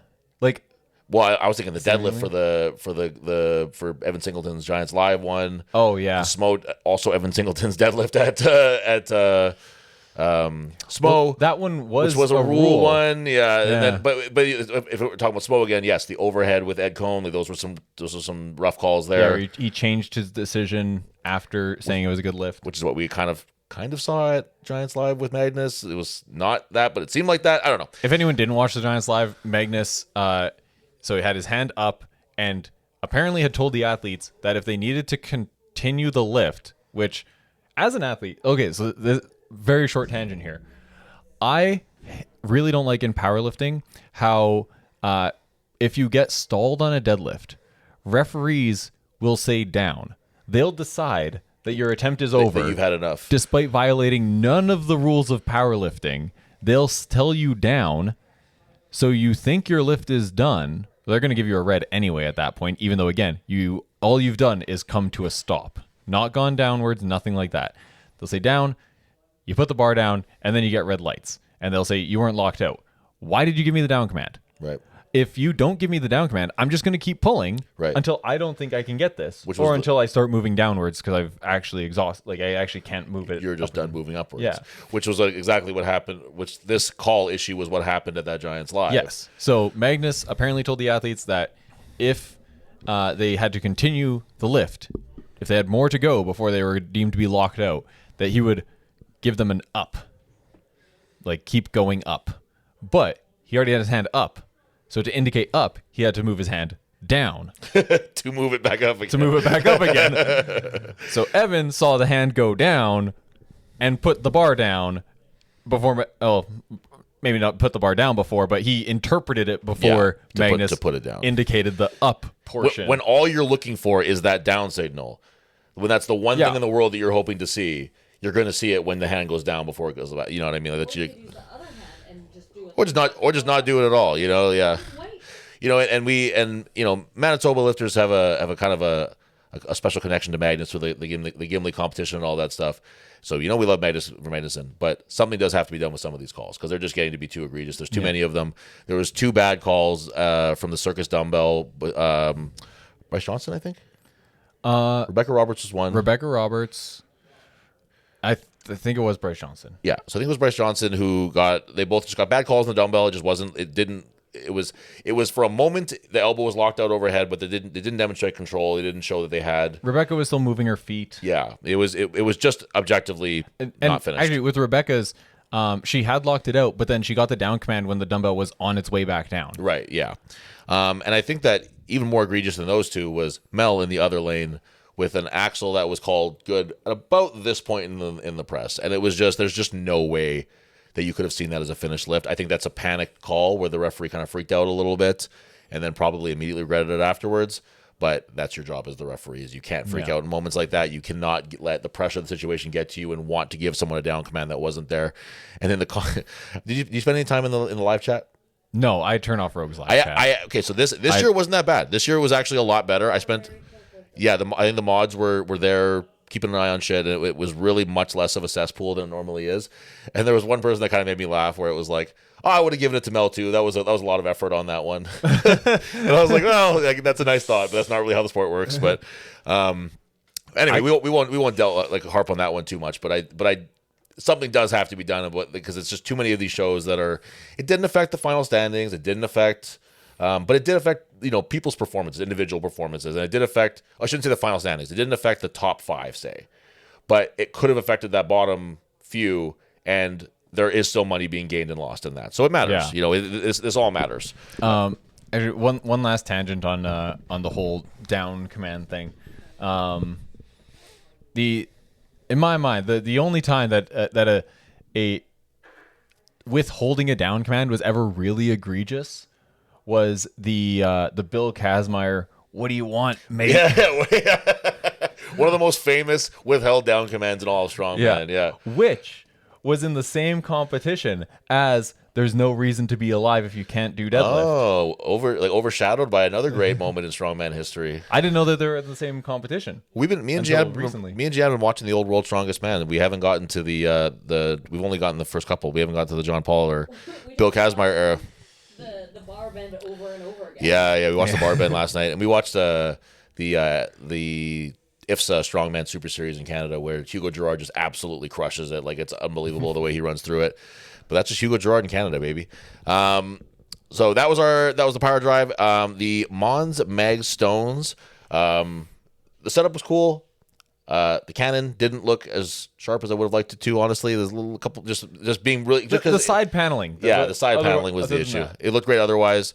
For me, because Rogue is so particular about things looking great that I expect maybe a little more from them on that one. It would have also been a great spot to put I guess not sponsors, but your own logo on. Yeah, it, right. know? Yeah. It looked really cool. Yeah, Got yourself on camera more. I think that was the only. No, that's not true. That was the next thing's not really a negative. That was my only less than positive thing. A little light too, I think, which I wouldn't have guessed looking at the numbers. For no tacky, right? You wouldn't have guessed. They put a really awesome. Tacky coating kind of, I guess, the finish on it, whatever, that obviously worked really well because guys were really manhandling those stones, even the heavy ones. Like the men were just sprinting through it. And I liked the setup. I liked the cannon loading. I thought that was really cool. I thought the little plush thing around it. When I first saw it, I was like, someone's stones is going over that thing for sure. But it just didn't happen. It worked out really well. And it was I thought it was a pretty exciting last event. It was in the vein of Strongman with Atlas Stone being last, but a nice little twist on it. Yeah, so I actually thought that the women's, based solely on the numbers, I thought the women's was loaded more egregiously too light than the men's. Not egregiously, but just just based on the numbers, I thought the women's would be too light for them. I thought the men's would be appropriate weight. And then the men had more finishers than the women. The men only had one person, Tom Evans. Yep. Didn't finish. Didn't finish yet. Whereas the women had I just lost it. The women had 3. So when you're still getting 7 out of 10 athletes finishing a stone run, it is still probably too light. So honestly, the change that I would have made is just adding one heavier stone. Just one heavier stone, yeah. The women's ended at 285. I would have liked to see a 305 to a 315 stone added to it. The men's ended at 180 kilos, so 396. Yeah. I think like a 420, 190 kilo stone. Yeah, that would have made sense. Would have been good. Maybe even a little bit heavier with how quickly some of them were going. See, but that was what I would have said. Hindsight. Yeah, that's what I would have said, that 400 would have been probably enough beforehand. If you were to really twist my arm, I would have said, all right, like a 420 or something would probably be enough. But after watching that, I think that a 430, 440 wouldn't have been too crazy for that that last one. Yeah. Results overall. Start with the women. Hannah Lindsay, she's fantastic at stones. That is the one thing. Yeah. Even when she was generally not performing as well, she still was always near the top on stones. And I will say, she was near the top, but AJ beat her at the Arnold's on the stones. I don't think that the Hannah Lindsay from Rogue loses to anyone in the world on virtually any set of stones. Especially because while it wasn't like some crazy contraption, it wasn't the normal setup for stones either. It was a run up. There was a circular setup for the stones. You're loading it into this thing that whether or not you practice loading onto a square, it doesn't look and feel the same as this. So to be able to do that on a weird implement like that was really telling of where she's at with her stones right now. Yeah. The other major result with the women, Olga. Oh man. She was behind Inez. Some quick math. In 3 points. So she was 3 points, I think, back from Inez, 3.5 points back from Inez going into that event. So she knew that she needed to have just an out of this world performance. She took a risk on the last stone, released it a little bit early to try to get it into the cannon earlier, and hit the lip, and it rolled back on her, and it just it was heartbreaker. brutal. Yeah, but you got to respect it wasn't a mistake. It was a risk. It was an attempt that she made to get that last little bit of points that she needed, and it was just And that ended up being like we talked about her consistency. That ended up being her worst placing out of the entire show, and clearly only because of a risk that she took, knowing full well that it could backfire. And she was still top half. Yeah, exactly. Even with a full With a drop. stone drop and having to do a full extra rep. She had to do a Hail Mary for her to get a chance at winning. Yeah, Hail Mary was that was the last thing that she tried for, and it was a very respectable like an in-game athlete's decision that you can really appreciate. You know, any more thoughts on the Stones before we move into the final standings here? We didn't talk about like where the men ended up finishing. Sure. So we said that in the power drive, Tom had a great showing there, winning the event, and then that kind of seemed to wake him up a little bit for the Stones event too. Didn't finish super high in the Stones, but it was nice to see him just like seemingly having fun again. He took a risk too, though. Yeah. So he not as big of a risk, but he just he was rushing his stone run, and on the last stone, he tried to roll the stone into his lap and switch his hands all at the same time, but he didn't quite get it high enough on his thighs.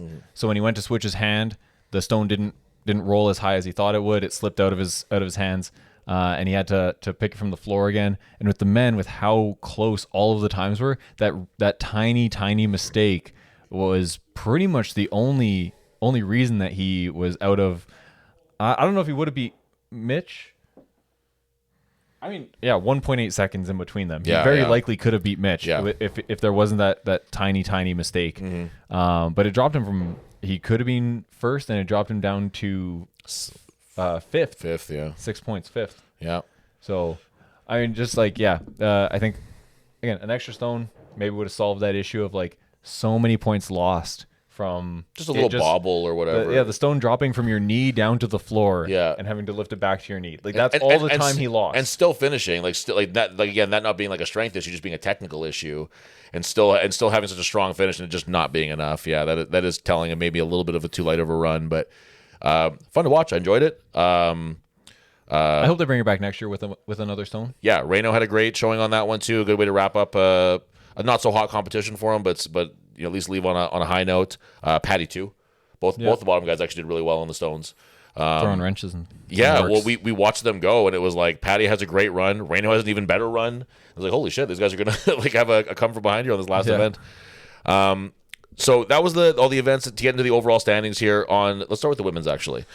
So give your thoughts on the athletes as we bang them out here too. Yeah. So 10th place was Sam Beliveau. Definitely didn't have the weekend that she wanted to. Yeah. It was really hard to see because we know Sam. We really want her to like see her do well. And like, you know, she's being one of the later athletes.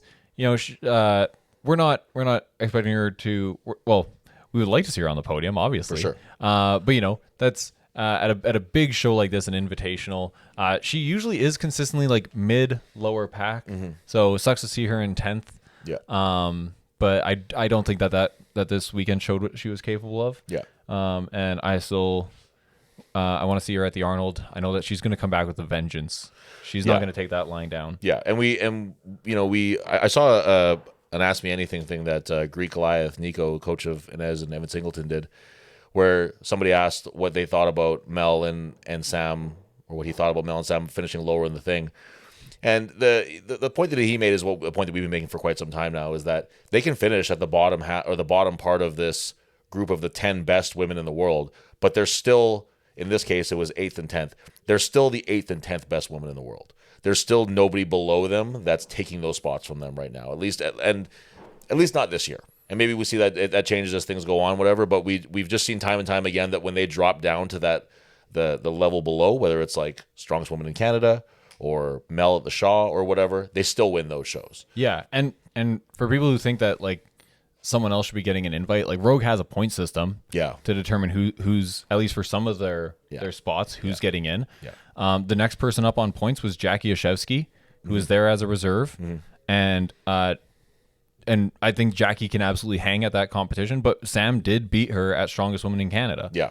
So, sure, Sam got 10th here, but there isn't recent results to justify taking her out for someone else, putting someone else in. Yep, I agree. So next up, Jennifer Lyle. I don't think this was quite the showing that she wanted. No, but I expected. I thought she's very good at strongwoman. Like, I thought this would be a little bit better of a competition for her, but Yeah, she's extremely statically strong. Her lower body is extremely statically strong. Some work to do on the pressing, like Viking press. She got 3 points, so 7th, right? No, 8th. yeah. 8th. Overhead medley. She was one of only 2 who didn't get the circus dumbbell, so some work to do. But I think she's kind of in the same case of like Andrade, where I think the Arnold's is a better show for her. Yeah, I would definitely agree with She that. did have a great showing at the Arnold's earlier this year, so excited to see what she does next year. Mel, I think she had a decent weekend. I don't think she did better than she would have hoped. She came in much smaller than we've seen her in the past. She came in after having had a major change in her life, where she's moved across the world to this place, Scotland. This place, It's unknown place. Yes, parts unknown. But yeah, I think that, like I said, I think that she was expecting lower than what she got. So hey, shout out to Mel for not doing as bad as she thought she would do. Rebecca Roberts. Also, I think Rebecca didn't have the weekend that she would have liked to. I think like I said, like the deadlift her results haven't really seemed to be as good as they were a couple years ago. But for the most part, her other events have always been really consistent. I think she just had a couple too many bad events. But she had 2 top half finishes in the yoke escalator and the overhead medley. Sorry, actually, I was following the wrong line. That was Mel. She did have 2 top half finishes. The power drive, she got second, and then the Mons Mag Stone. So she kind of came on with the last 2 events, like Tom Stoltman. Much similar, yeah. 2 giants. But yeah, I know Rebecca is doing OSG. Yep. So she is the reigning and defending world's strongest woman. So maybe her attention was a bit split. I don't know what her training has been like, but she is like defending her world's strongest woman title. I'm sure that means a lot to her. Sure, yeah. She might have had her training a bit split between this and OSG. Andrea had a phenomenal showing up until the last event. Andrea tore her bicep a couple years ago, and her loading, which already wasn't her best event, seems to have still, to this day, taken a hit from that. So she was actually in 3rd, I believe, maybe 4th. No, 3rd. Yeah. She was in 3rd going into the stones. And then she ended up finishing second last on the stone. So dropped down from all the way from 3rd to 6th, which shows how tight that race was. Yeah, no kidding. Yeah, that's wild. Lucy had a really good showing. Obviously won the deadlift. We all knew that she would. She also had a top 5 finish in a press. Right. The Viking press. Yeah, outside the ordinary for her. So her pressing is coming along. There's the other overhead medley was overhead event was where she lost most of her points. Other than that, she was pretty consistent all weekend. Hannah Lindsay, great showing from Hannah. Has definitely earned her next invites. Yeah. Even though I would have liked to see, after a year layoff, would have liked to see her compete a bit before getting a shot right back into Rogue. But she absolutely deserves to like any invites for next year. For sure. And a great stone run.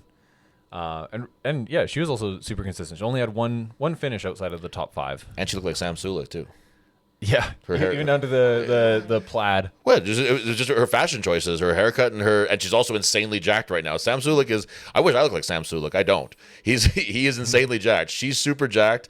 She had the same haircut, and she wore a hat just like Sam Sulek does. And plaid. Plaid. There you go. She got the whole look down.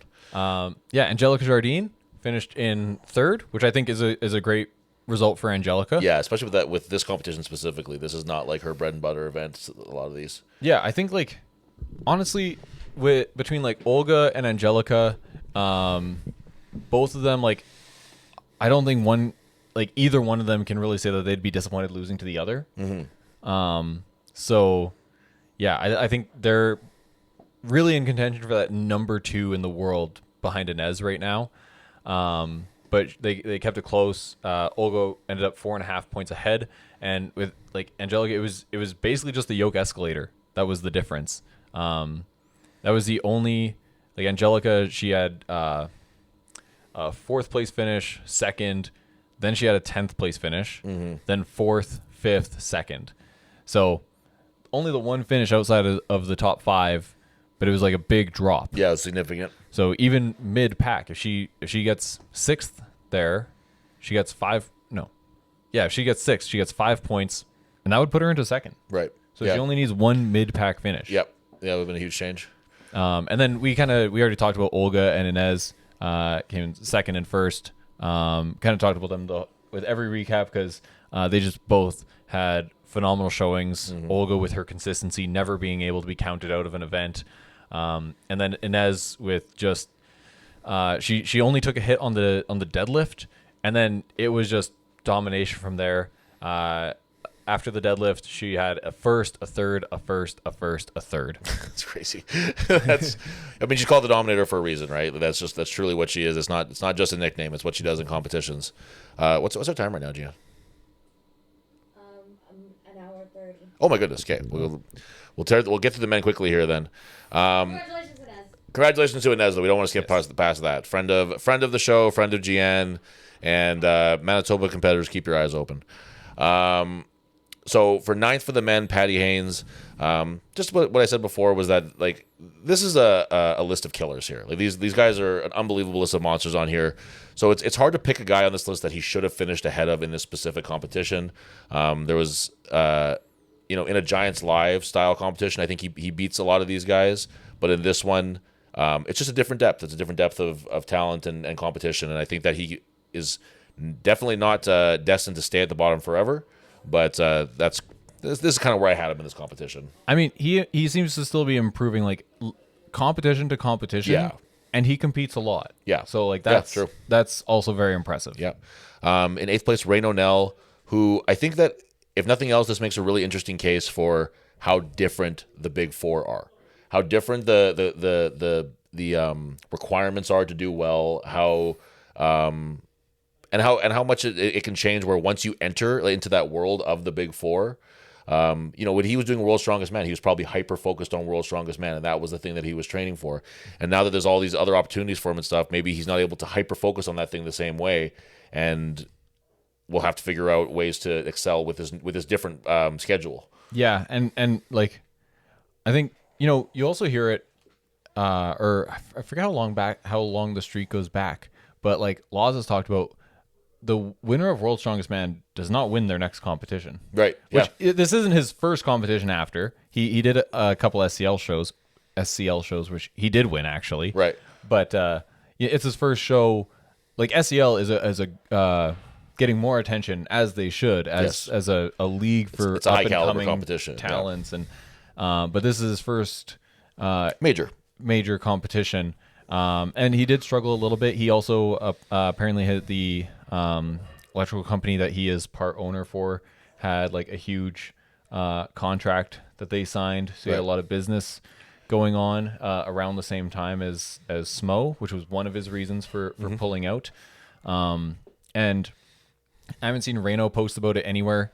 I think he doesn't seem like the type of guy to make excuses, but apparently he was very ill right before Rogue, and being one of the fitter guys, like that could definitely play against him, where like the events that were his strengths are now taking a bigger hit. Well, it's interesting you said the owning his own business and not just like a gym. It's like he has like a very involved thing that he runs. If you look at this list of guys, he's one of the only guys who has something outside of strongman that he's doing. That these other guys are full time in strongman. This is their main focus. The only one that I'm not 100%. I think that Bryce Johnson has like a real job.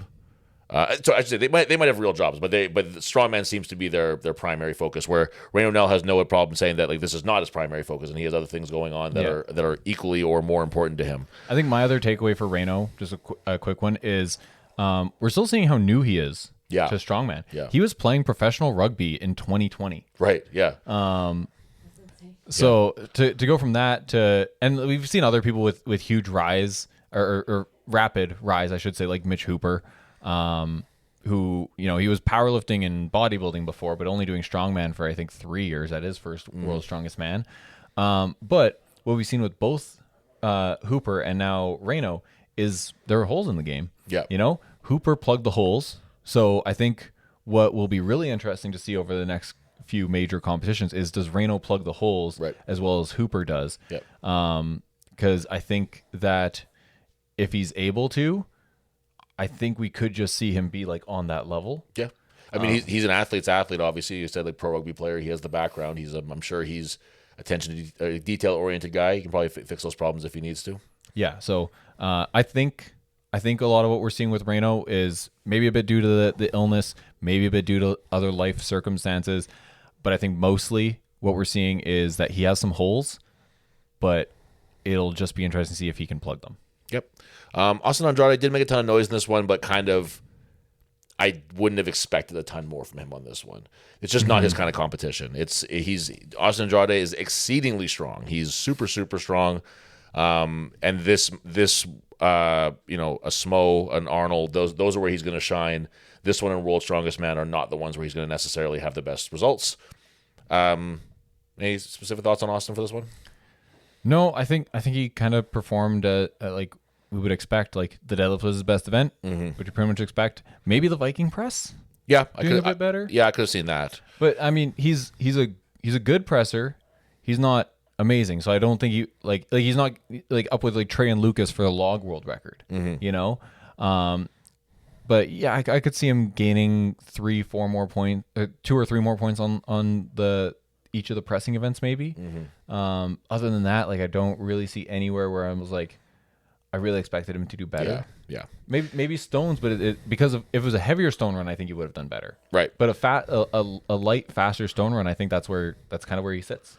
And I would say the same with our next guy, Bryce Johnson, where didn't have a bad showing by any means. I can't really pick a spot in here where I'm like, oh, he really should have done better on that, or really should. Do you disagree? No. Oh, okay. No, I was thinking back to the intro. Oh, yes. I don't see something where he should have gotten more or higher or anything like that. Would you agree with that, or? Yeah, again, like Bryce is one of those guys who's like, he's pretty consistent across the different types of events. Yes, I would agree. But I think he does favor faster, heavier, faster in that like the time is not as long. Yes, yeah. And heavier events. Yeah. And like you can kind of see that he was consistent across the board. His lowest finish was tying for 6th in the deadlift. It looks like, and his highest finish was 4th. Yeah. So he's like, and he's a guy too where he has his ceiling is so high. Like he has so much more. He gets better every competition that we see him. He's North America's strongest man. He's a Giants Live podium finisher, and only a couple years ago he was at OSG. Yeah, you know what I mean. Like his ceiling is so high and he's improving so fast. Speaking of improving very quickly, Thomas Evans. I shouldn't say quickly, but in this short period recently, we've seen a real leap from him where he seems to have gotten healthy. And I love Thomas Evans. I love watching him compete. He's just like this, like no fluff, just like go and lift the weight competitor. You know what I mean? Like this, he doesn't show a ton of personality or anything like that. He seems to cut his own hair from what I can see, and he's just like a very like just goes and lifts the weights kind of. I don't want everyone to be that, but I like to see a no nonsense sort of lift like that once in a while too. Yeah, and I gotta say, like Tom Evans, he was always he's only ever doing the major invitationals and kind of always finishing around the bottom. And so I was kind of critical. I was pretty critical of him after 3-4 competitions of always being like 8th, 9th, 10th at like Arnold's, World's, Rogues. And especially when he could be doing better if he would just give himself a break, it seemed like, because it was always him getting hurt that was stopping him. Yeah, and especially his bicep. Yes. He had some sort of like chronic issue with his bicep that was really impeding his loading. And I don't know if his bicep is healed now, but his loading has improved by leaps and bounds this year, and now he's just in contention. Yeah, at every show, he's it's constantly still a weakness. Yeah.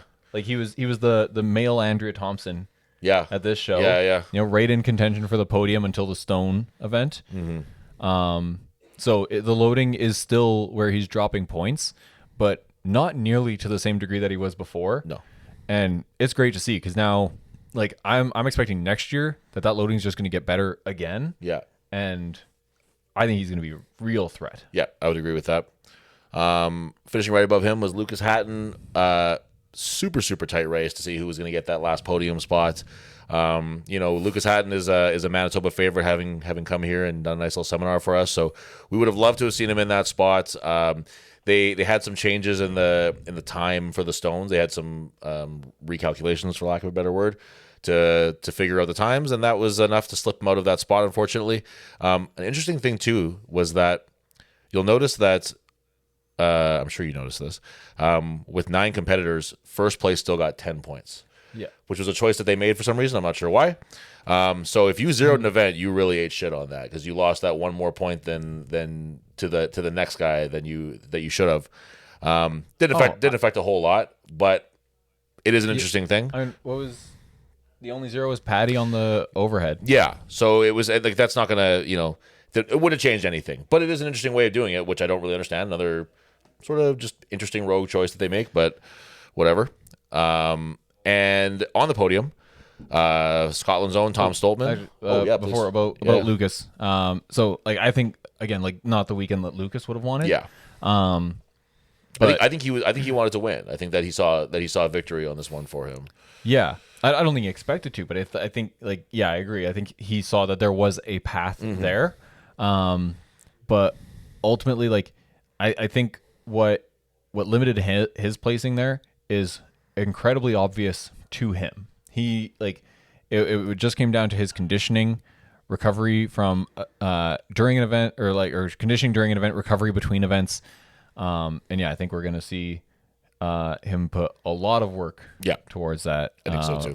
For next year. But maybe not immediately next year because I don't think that that's going to be an issue necessarily at the Arnold. And I think certainly less so. Yeah. I think what we saw with his deadlift still improving. What we saw at Smo with the log is that in a heavier static show, Lucas is definitely a threat. Yeah, absolutely. Tom Stoltman in third place, clawing back some points in the last couple of events to get himself back up there again, which is always fun to see. Like I like seeing Tom do well. He's a guy that I think that pretty much everybody is happy when he's having a good time competing. Like it's fun to watch that. Like he's a very entertaining guy when he's there and he's on. And it was nice to see him kind of pull that out in the last couple of events there. When Tom's having fun and has that momentum, he just does incredible things. Yeah, it makes the show more fun to watch. Like you as a viewer enjoy it more because you see crazy shit. Second place, really would have loved to see him take this one. I really wanted this one for Trey. This seemed like the show where it was going to happen. I'm sure that this second place is probably like the most painful second place that he's ever gotten because it's still a great result, but he was so close to first. And you wouldn't necessarily know it by looking at the points, but it was a great competition for him that just sort of slipped away towards the end. Yeah, after day one, I think I texted you or maybe Jeremy, and I said I don't see how Trey loses. Yeah. But I was also forgetting that it was the power drive. For some reason, I thought that it was a front carry. Don't know how I mixed that up, but I was planning out the points in my head, and then they flashed up the graphic of the power drive, and I knew I had the arm over arm. Yeah. It's like, okay, I do see a way that he loses. There is one way. And it ended up happening. Like I said, he has done good on arm over arms in the past, but Trey, his grip is, we've seen him win Hercules holds at Giants Lives. Right. We've also seen him get second last at the final of World's Strongest Man. Right. I think it was second last this year. So, and like Hercules hold, like he has a nerve issue and his hands are at his side. Right. But like even you take that aspect out of it, his grip is just highly variable.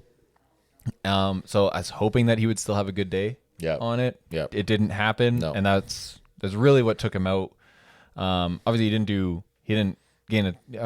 great on the stones either. Not how we usually see Trey on stones. But yeah, it was still, I think it came down to the power drive. You know, when you're right in contention. Like obviously it was possible for him to win on the stones, Right. but he would have needed other placings to go his way. It wasn't about him winning. It was about other guys doing different things. And, yeah. Whereas like after the power drive, or if he had done better on the power drive, it would have been entirely in his hands. Right. And I think he would have had a better stone run. Right. Yeah, I would agree with that. Just being more motivated. Yeah. Yeah. And in first place, Mitch Hooper, his big return from his dark and scary personal issues that he's been dealing with, And injuries. too.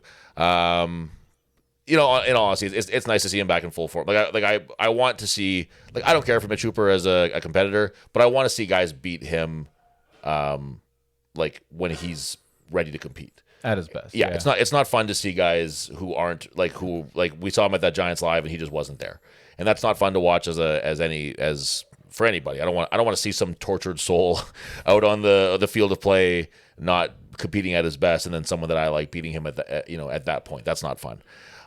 So Jian disagrees. She thinks it is fun, but it was good to see a strong Hooper back, and hopefully the right guy comes along and takes that spot from him again. Yeah, I think there's a few that we could see. Yeah. Trey Mitchell at the right show. Yeah. Lucas Hatton at the really right show. Yeah. Even like Luke Richardson. I wish they would have put Luke into this competition. I was going to ask one more question towards the end of this thing here. Where would you put Luke Richardson in the standings here? I would give a very confident third. Yeah. I think that he would have challenged Trey for that second place spot. Mm-hmm. But Trey was absolutely on one this weekend. Yeah. So I will still leave Trey in second. I think Luke Richardson would come in, and I think he would have got third. I was gonna say third, and then closer to Trey's second than Tom was. That's kind of where I was thinking with it too. It's like 18-inch deadlift. I think he could gain more points on this. He's a phenomenal deadlifter. I mean, he's a powerlifting background, so I don't know how much experience he has pulling from height. Right. But we know that he's a great deadlifter. Yeah. And he doesn't seem to lose anything on an axle. No. The Viking press, he has great. Even though his one rep max, his endurance on overhead pressing is great. The yoke escalator, again, his squat strength, his deadlift strength. I think he'd be really good at power stairs. He's very fast on the yoke.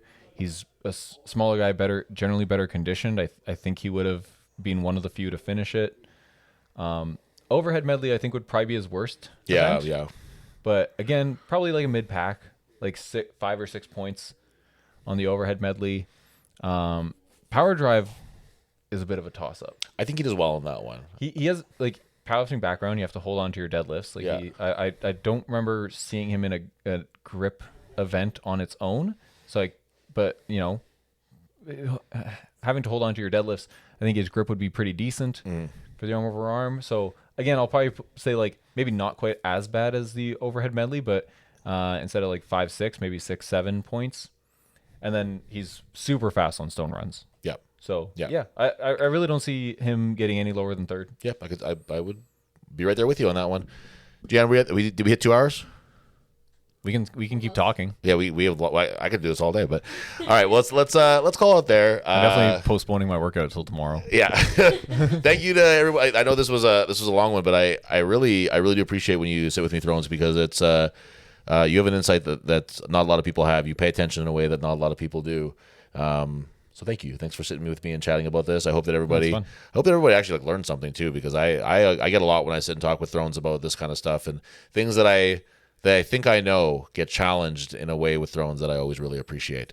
So in the meantime, and in between time, thank you guys for watching. If you haven't subscribed to the thing, do the subscribe.